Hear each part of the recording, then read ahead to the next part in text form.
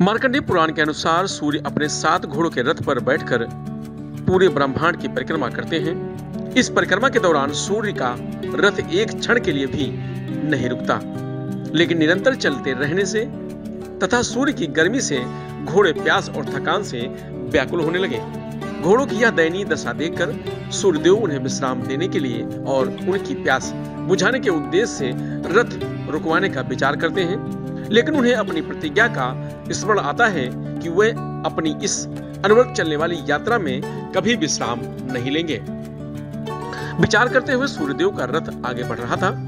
तभी सूर्य को एक तालाब के पास 2 खर यानी गधे दिखाई दिए।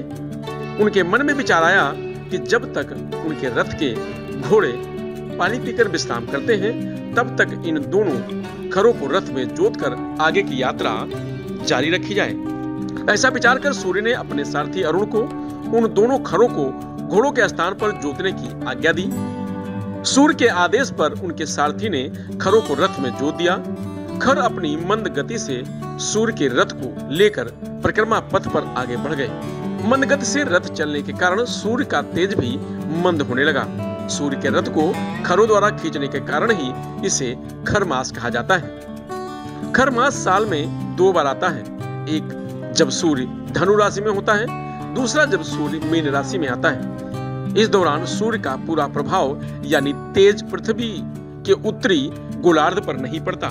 सूर्य की इस कमजोर स्थिति के कारण ही पृथ्वी पर इस दौरान गृह प्रवेश, नया घर बनाने, नया वाहन मुंडन, विवाह आदि मांगलिक और शुभ कार्य वर्जित माने जाते हैं। किसी नए कार्य को शुरू नहीं किया जाता है, लेकिन इस मास में सूर्य और बृहस्पति की आराधना विशेष फलदायी होती है।